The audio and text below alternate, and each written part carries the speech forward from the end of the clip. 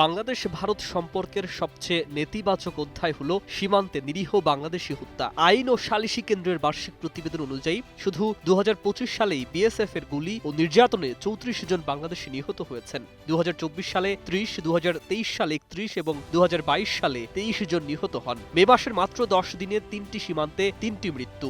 ৮ মে ব্রাহ্মণবাড়িয়ার কসবাই বিএসএফ এর গুলিতে নিহত হন কলেজ ছাত্র মুরসালিন ও শ্রমিক নবীর হোসেন। ১৩ মে লালমনিরহাটে প্রাণ হারান খাদেমুল। ঈদ আসবে, সাথে ক্যাশব্যাকও আসবে। নিজের বা প্রিয়জনের জন্য কেনাকাটায় এবারও নগদ পেমেন্টে পাচ্ছেন দারুণ ক্যাশব্যাক। তাই যাই কিনুন, পেমেন্ট করুন নগদে। ১৮ মে সিলেটের গোয়াইনঘাটের সোনারহাট সীমান্তে বিএসএফ আকস্মিকভাবে গুলি ছোড়ে। ৪৮ বিজিবি ব্যাটালিয়ন তাৎক্ষণিকভাবে পাল্টা গুলি চালায় এবং পরিস্থিতি দ্রুত নিয়ন্ত্রণে আসে। কোনো হতাহতের খবর নেই। বিজিবি জানিয়েছে সীমান্তে টহল ও নজরদারি ব্যাপকভাবে জোরদার করা হয়েছে এবং বাহিনী সর্বোচ্চ সতর্ক অবস্থানে রয়েছে। বিজেপির প্রতিরোধের ইতিহাস বহু পুরনো।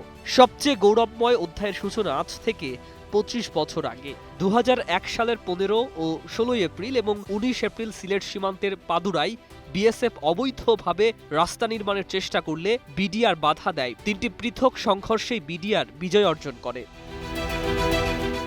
বিজেপির গৌরবের মুকুটে সবচেয়ে বড় মুক্তটা জুড়ে দিয়েছিল রৌমারী বড়াইবাড়ি যুদ্ধ। ২০০১ সালের ১৬ থেকে ২০ এপ্রিল টানা ৫ দিন কুড়িগ্রামের রৌমারীতে বিএসএফ ও বিডিআরের মধ্যে সশস্ত্র সংঘর্ষ হয়। এই যুদ্ধে বিএসএফ এর কমপক্ষে ১৬ জন জওয়ান নিহত ও ২ জন বন্দী হন। বিডিআরের ৩ জন সদস্য শহীদ হন। এই যুদ্ধ ইতিহাসে বিডিআরের সবচেয়ে সাহসী প্রতিরোধ হিসাবে স্বীকৃত।